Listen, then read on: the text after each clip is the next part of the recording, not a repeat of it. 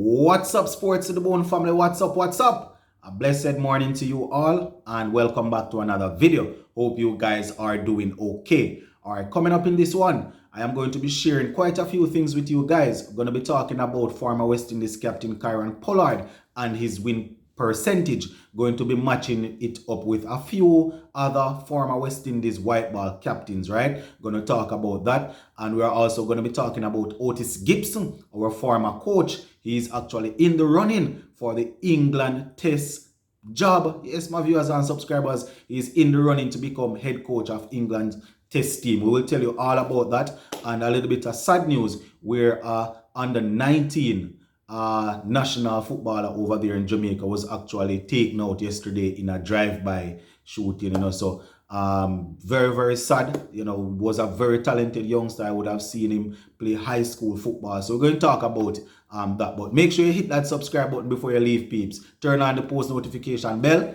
leave a like and drop a comment. All right, so we all have our own opinions as it relates to Pollard. When it comes on to his individual performances that he would have laid out, and also his numbers as a captain. You understand? I cannot take away anybody's opinion about a particular player, because when I form my opinion about a player, if you are not able to come with me with some hard cold facts, then my opinion will remain the same. So whatever opinion you would have formed of him, I cannot take that away from you. But what I am going to be doing is sharing with you guys what his win percentage looks like as an ODI and T20 captain. And we're going to be matching it up against the likes of Dwayne Bravo, Chris Gayle, Brian Lara, Brathwaite, Carlos Brathwaite, and so forth. So just give a listening ear, my viewers and subscribers. I am not asking you to agree with what I'm saying. Just look at the numbers and look at the win percentage, right? So Pollard, I think he took charge of the white ball team, the ODI team, in 2019. Yeah, man, he took charge in 2019, and he would have led the team in 24 ODI games, winning 13 and losing 11, not drawing any. So winning 13 and losing 11. So that is a win percentage of 54.17, somewhere thereabouts. So that is his win percentage as relates to ODI, 54.17. That's not too bad. You understand? It's not too bad. I mean, it's not a lot of game to lead, just 24 ODI games. But as we know, he would have won a couple of series. I think we won against Sri Lanka, and I think we won against England, if I'm not mistaken. But whatever the case is, he was able to win a couple of ODI series, and his win percentage, as I said, is 54.17. Now, that win percentage actually put him above, a few former captains, a few people that would have captained our ODI team before Pollard. So the likes of Dwayne Bravo, who I actually hold as a very good captain. Bravo's win percentage was 44.44. So that is it. Pollard leads right there. As it relates to Sammy's win percentage as a ODI captain was 36.0. Jason Holler, his win percentage would have been 27.91. Right, 27.91. He has also, his win percentage is also higher than a few other guys that would have captained before these. You understand? Brian Charles Lara would have captained us in ODI cricket, and his win percentage was 47.20. Right, and Gale's win percentage as an ODI captain was 32.08. So once again, I am just sharing the numbers with you guys, and know that the transitioning of the team is going to be different from, everybody would have had different team, and it would have been against different opponents. I am just putting the hard cold facts out there as it relates to the numbers, right? So that is what Pollard has the highest win percentage in ODI cricket compared to these players that I would have called. Once again, he only led us in 24 games, so that probably would have something to do with it. And then again, because of where the team is at and the type of youngsters that we have in the team right now, a few persons probably might be thinking that we can get more out of these players. So Even though his win percentage is up there, one would thought that persons are thinking that, we can probably get it a little bit higher. So that is it as it relates to his ODI. So not too bad. When it comes on to his T20 win success, his T20 success now, it's a bit on the lower side,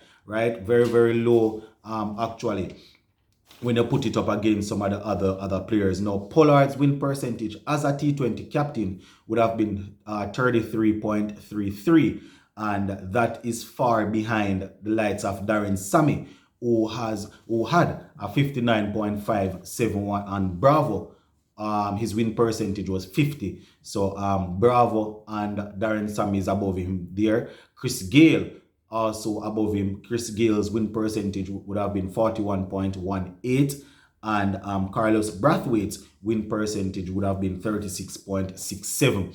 And once again, as I said, my viewers and subscribers, with quite a few talented players being around, even though they are young, and in T20 cricket right now, the Pollard wasn't able to get the best out of them thus far. And, as I said, they are probably looking to move in a different direction. I keep on saying that, and Pollard is the one that retired. Based on what we know, he wasn't sacked. So why am I saying that they are looking to move in a different direction?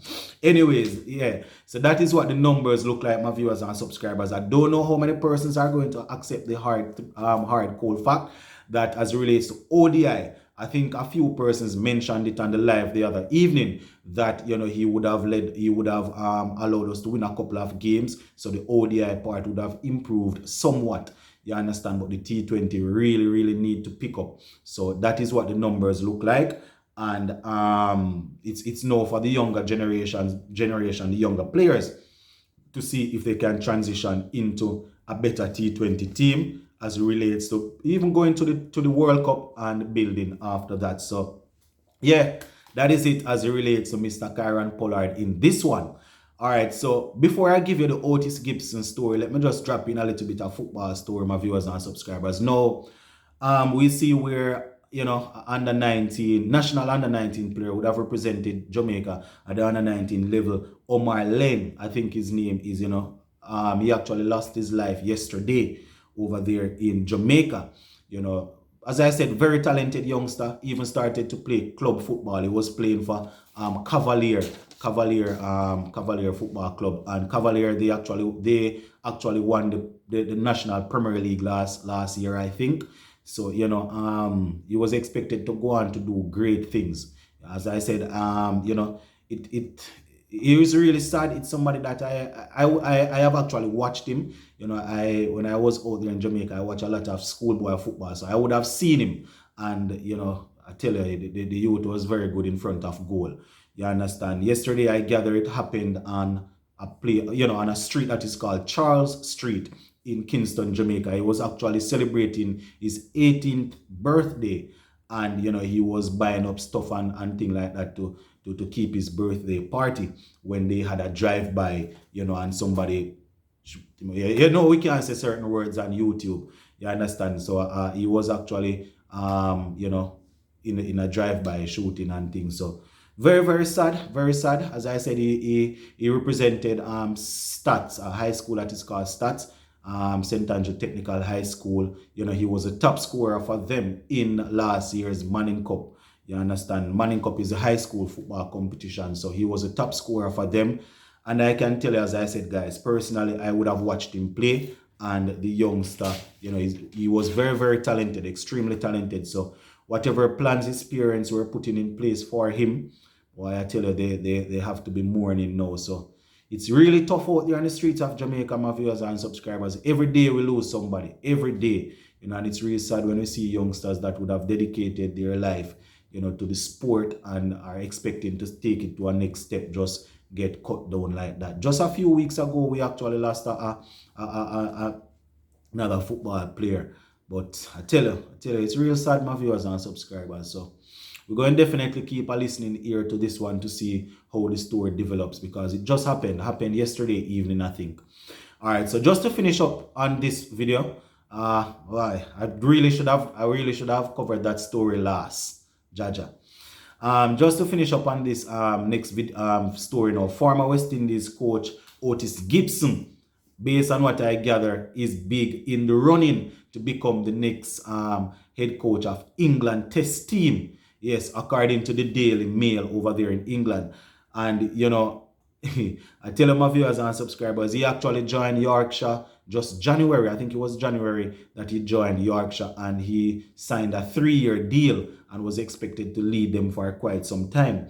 Now, England, they are expected to split the roles as it relates to the ODI, the white ball, and the test team, where coaching is concerned.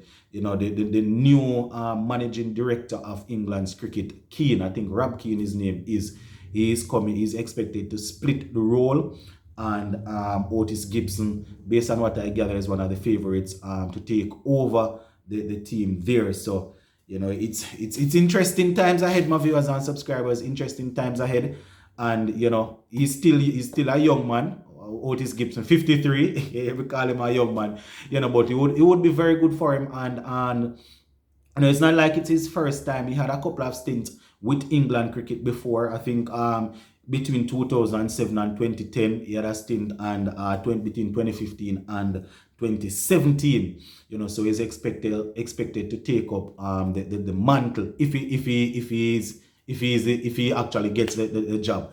You understand? And based on what we're gathering, his last stint that he had with them, he had built a good bond, a good relationship with a couple of senior players, people like Ben Stokes, Josh Butler, and Stuart Broad. And we all know that it's a strong possibility that Ben Stokes will more than likely take over the captaincy. So, you know, it's going to be very interesting to see where it goes, you know. But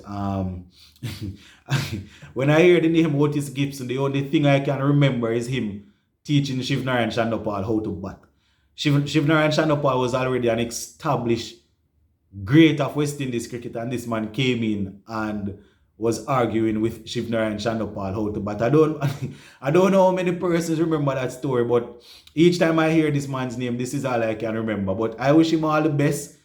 I wish him all the best, and I hope he will definitely be able to be successful over there. As much as we don't want England to dominate, but he's one of us, so we hope he will definitely be able to do some good work over there. But we're going to leave this one right here for now. You know, in the next video, we'll definitely take a look at Andre Russell and what he did in this morning's game in the IPL. Big up on yourselves. Zane, I'm out.